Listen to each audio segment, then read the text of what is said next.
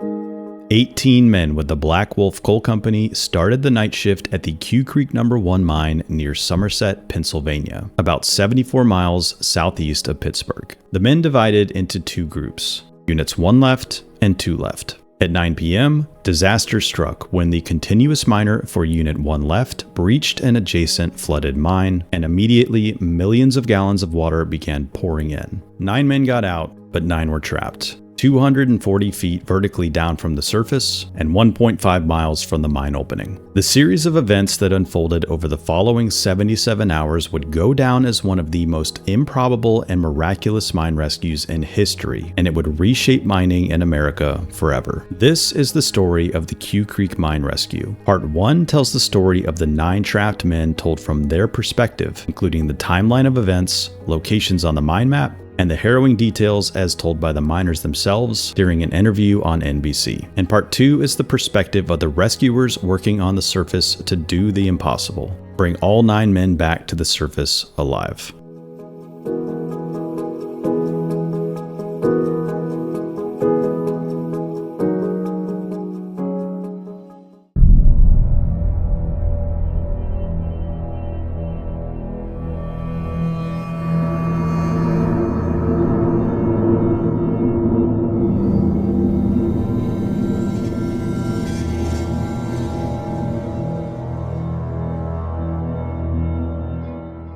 The 9 men of Unit 1 left were led by Section Boss Randall Fogel. With him were Blaine Mayhew Jr., Thomas Foy, John Unger, John Philippi, Ron Heilman, Dennis Hall, Robert Pugh, and Mark Papernak.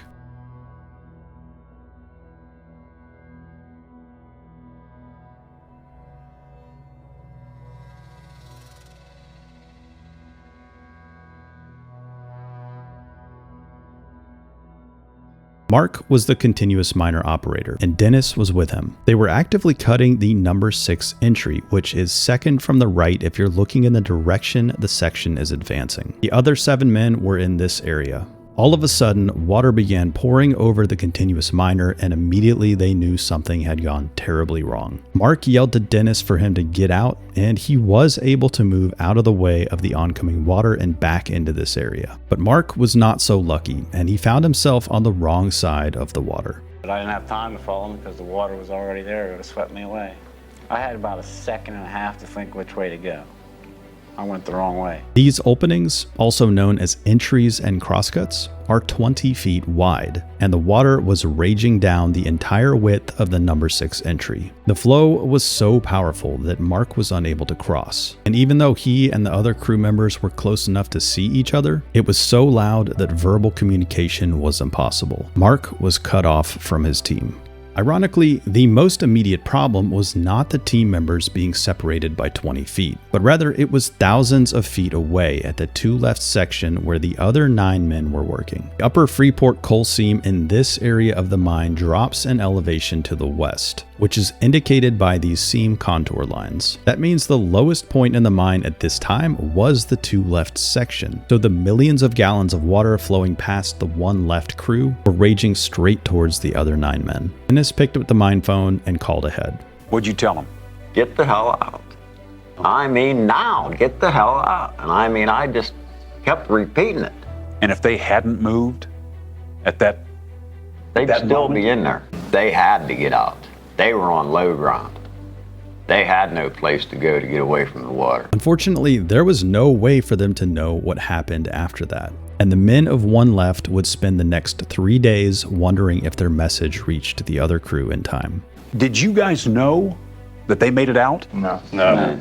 I didn't have a clue. Having done all they could for the other 9 crew members, they now had to focus on themselves. The miners knew they had a very small window of opportunity to get around this critical point in the mine. If they could make it down to this point quickly enough, then the rest of the way out of the mine was uphill and would not be flooded yet. The 8 members on this side of the flow made the impossible choice to leave Mark behind, and they began moving as quickly as possible back downhill towards the critical turn in the mine. About halfway back on the 1 left mains, they reached a point where the water had roofed out. John Philippi was the man in front. I went to the point where I couldn't go no more, and there was solid water in front of us, and We had to turn around and turn back we had up. to turn around and fight our way back up through the water that we just came through. They had failed to reach that critical corner in time, and it was impossible to go any further. The only option they had now was to turn around and go back up the way they came to reach higher ground, fighting the raging current all the way. Keep in mind what they were actually dealing with. And how deep was the water at this point?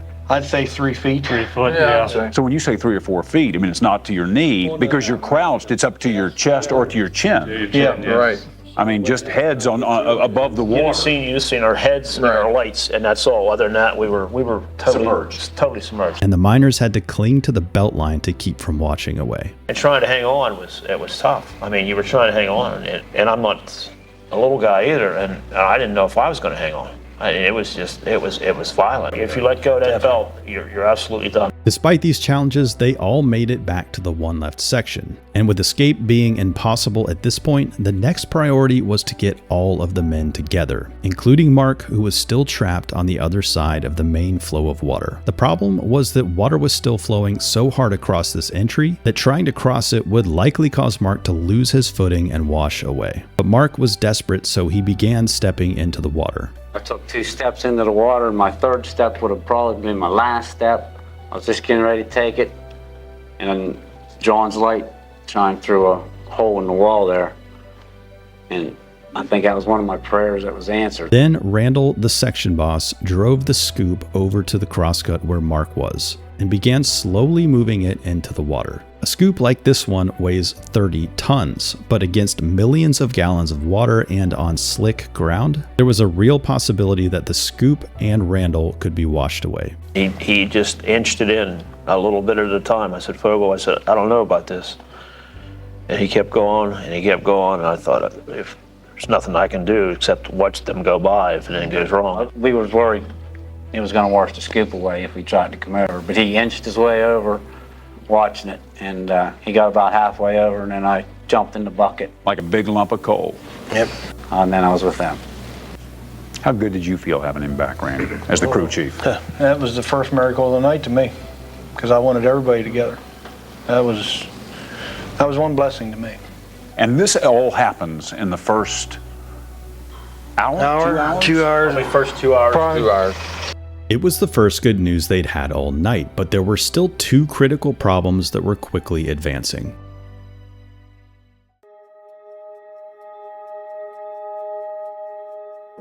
First was air. Mines operate large fans to bring fresh air into the mine and take bad air out. By now, the miners were well aware that their fresh air was cut off, both because they could not feel the airflow anymore and because they had seen how far the water had advanced. The methane level would be rising, and oxygen would be used up by the miners, converting into carbon dioxide. All of this meant that over time, the percentage of oxygen in the air would eventually drop to deadly levels. The second major problem was water. They knew water was advancing on their location, and they almost certainly would have had mine maps with them that showed the seam contours. So they would have known that they were at a lower elevation than the mine portal, meaning that if enough water flowed into Quecreek number 1, it would eventually fill all the way up to their position. One thing they did not know was the extent of the mine they hit. The Saxman number 2 mine was on their maps, but they thought it was hundreds of feet away. It would later be discovered that the abandoned workings shown on their maps were taken from a progress map, not a certified final map. The miners may have suspected this, and in that case, the Saxman mine was much larger than they thought. Or it could have been another unmapped mine. And given the extent of coal mining in this area, that was certainly a possibility. The miners would have had no way to know. But the 2 things they knew for sure was that the water level was rising and that people on the surface would be coming to their rescue as quickly as possible. And it wouldn't take long for the first sign of help to arrive.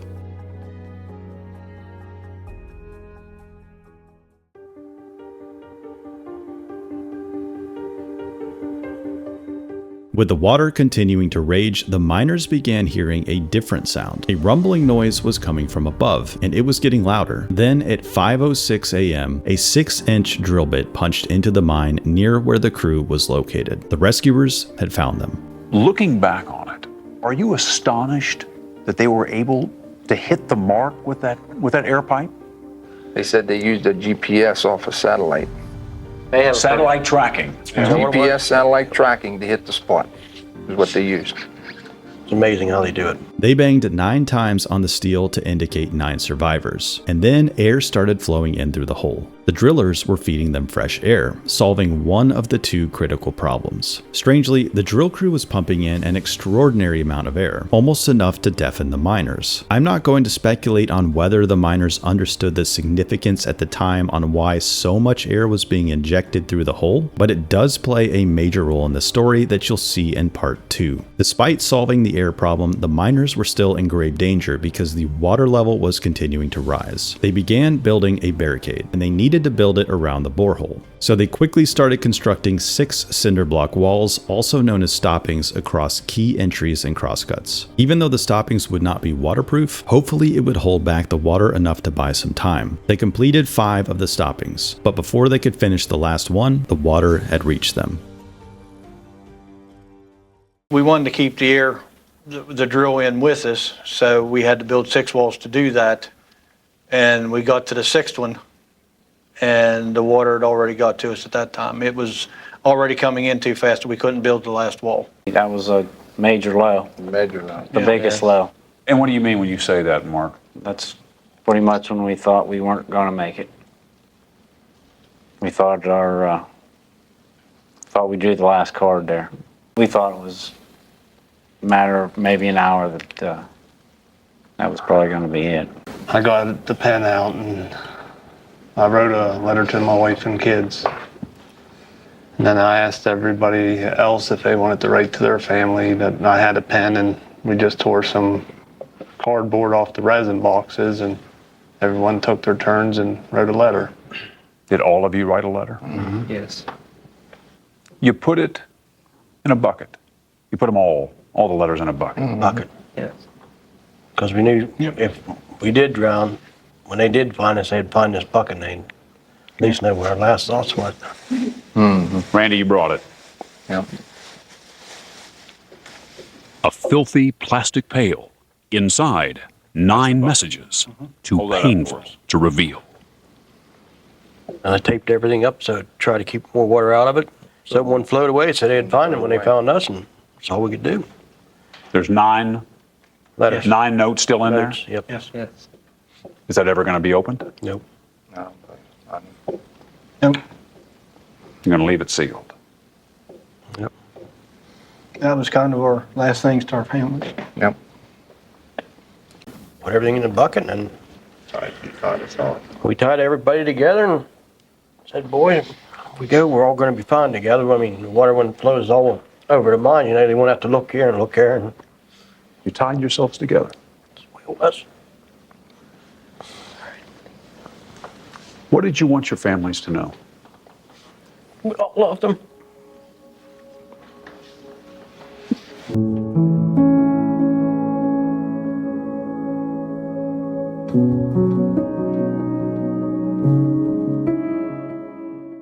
The water flowed through the 6th opening where they had failed to build the stopping in time, and there was nothing they could do to stop it. The water kept rising until eventually it covered the borehole, cutting off their supply of fresh air. The men retreated to the highest point near the number 1 entry. With their letters sealed and tied to each other, the 9 men of one left waited for what seemed like the inevitable.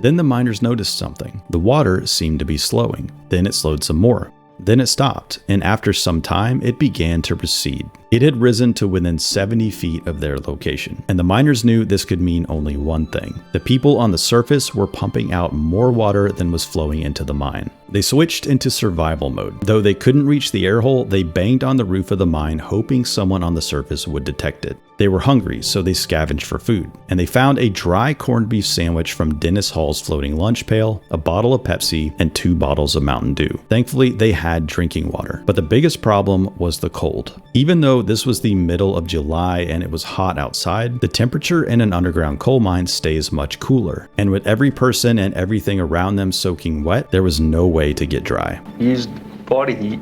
Sitting back to each other, you know, backs pressed against each other. Hypothermia, I mean, there's a lot of guys, I mean, they was shaking, I mean, just like a leaf. Oh, yeah, we all was. Everybody's shaking.